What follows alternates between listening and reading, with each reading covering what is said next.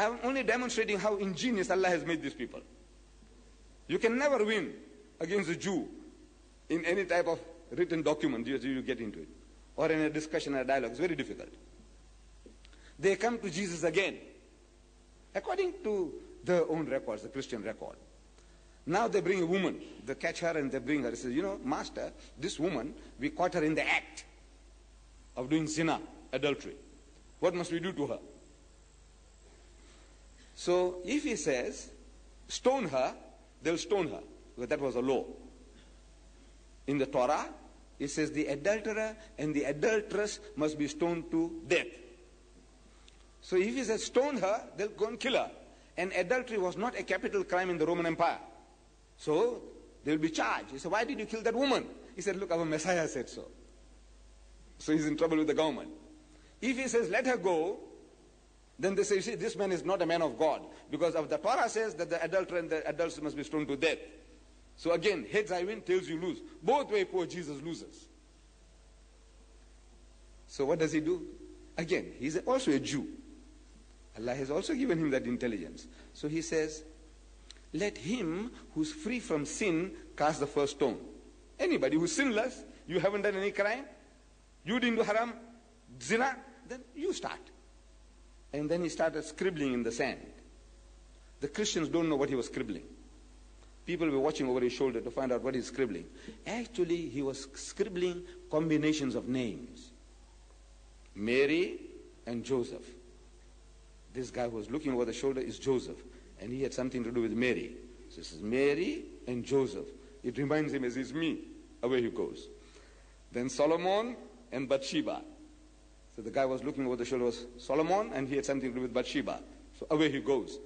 By the time he's finished scribbling these combinations, the whole lot of them were gone. Because they were all zanis, they were all adulterers. So he solved the problem. Now what are we to do with the Jews? So ingenious. What do you want? Conflict or conciliation? I said, all right, you can have it. Let them have it as they want. If they say, you must speak first, I said, all right, I will speak first. Alhamdulillah. You know, I said, look, if Allah has put you in the right, if you have got the right this thing, you don't have anything to worry about. So we had a debate with Dr. Lottam of the Israeli embassy in Pretoria and myself. It was a fantastic meeting. It was videotaped. But you see, when we started this meeting, it started with a small hall, and there were hundreds milling outside. They want to get in and they can't get in. So the chairman said, look, we'll have to move from here into a bigger hall. So everybody started moving to the bigger hall. And these camera people, they also had to carry the things around, and they just put it square and they started shooting. And behind us was a long curtain, and this curtain was flapping. And these things here, you know, they are so sensitive that they are effective to any type of light change. So the camera is also doing that. As our eye would do, these lenses are also doing the same thing. And so the film was not so grand, so we didn't promote it, but it was a fantastic meeting that we had. However, what is the case about the Jews and the Arabs? What is the problem? You see, the Arabs, when this problem started, and the problem really started around 1918. Prior to 1918, the Arabs, they didn't know that they were a nation. You see, in a primitive stage of man, the man thinks, well, he's a human being, everybody is a human being. You come along and there's a land next door to you. If he comes and settles down there, ahlan wa sahlan, you know, the Arab would say, family and plain, this is all Allah's, the earth is the Lord's, and the goodness thereof, everything is Allah's, you can enjoy, come.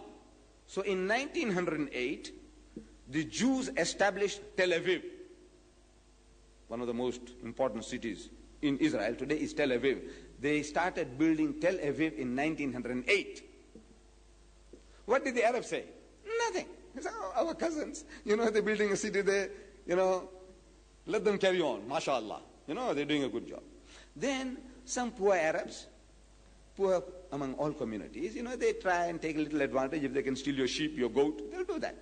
Whether he is a Hindu poor man or a Christian poor man, the poor man is always out to pinch something or the other. So if an Arab went and pinched some goats or sheep of the Jews, and the Jews had vigilantes, you know, like you see these films, Cowboys and Crooks. You know how the cowboys, with the gang, they go and run down the crooks. Same type of thing the Jews were doing with the Arabs. They used to corner them up and give them a good bashing, in gangs, vigilantes you call them. What did the Arab say? Nothing. He said, you see, my brother, the Arab says, my brother, he went and stole my cousin's sheep and goat, so he gave him a good whacking, he deserved it. They were not thinking in terms of Arab and Jew. See, this is my brother, and that's my cousin. My brother had no right to steal my cousin's sheep. So if he did it, and if these guys catch him and give him a good whacking, he deserved it. They were not racist. They were not thinking in terms of race, Arab or Jew. No. It was one human being to another. This was the relationship.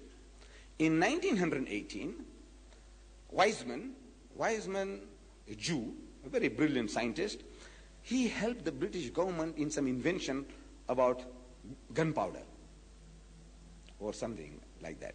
And as a reward, the British government, they said, now we will give you Palestine as a Jewish home. This is what he wanted. He said, right, we give it to you. Palestine as a home for the Jews. Now the Arabs wake up. He said, look, man, this is our home. These guys want to take it away. So they started rumbling, grumbling, but unorganized, backward people, uneducated people. So they're making noise. They're making some little trouble here, little trouble there, and it carried on. But the Jews were getting in more and more Jews, sophisticated people from Germany, from France, from Poland, from Russia. They have been brushing their wits against the Westerner. They come along among these simpletons, fools. These our brothers were like fools. What the white men came here, what they found the Bushmen and the Hottentot and the Bantu, similar condition they found the Arabs there. So they started their techniques, and they started getting in more and more and more. And the Arabs started making a little bigger noise and a little bigger noise until 1948. In 1948, the Jews, they started bombing the British. King David Hotel, they bombarded and they killed so many people. Count Bernadette, they killed him. Some British soldiers, they captured them and they hanged them. This Begin fellow, Begin, he did it. So the British government offered a reward of $47,000, dead or alive, for Begin, the ex-prime minister of Israel. And the British threw in the towel. And these people, they had the experience. They were in the World War II, World War I.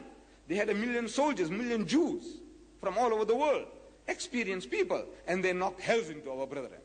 And they captured the land. They had certain peace apportioned to them, but they went and, the Arabs started making trouble, and unequipped. The Egyptians came there and they got a good whacking, and the Jordanians came and got a good whacking, and our Jewish cousins, they did the job. They captured more than what was supposed to take. But in the previous 1400 years of Islam, or 1000 years of Islam, the Jews were living among the Muslims.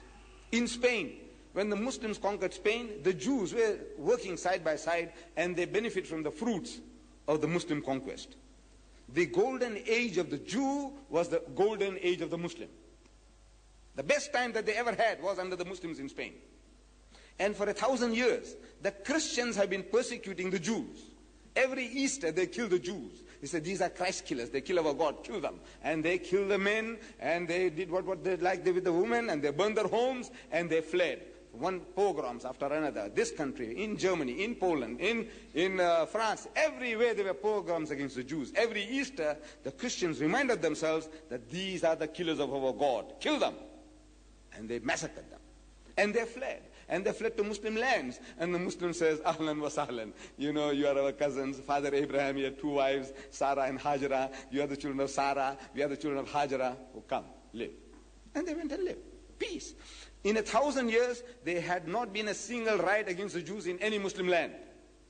An individual Jew might have killed an individual Arab. And an Arab might have killed a Jew. But as a race, as a people, kill the Jews? Never. No riot in any Muslim land in 1,000 years. Trouble only starts when now they want to capture this as their own national home. They are going to rob our brethren of their heartlands, homelands.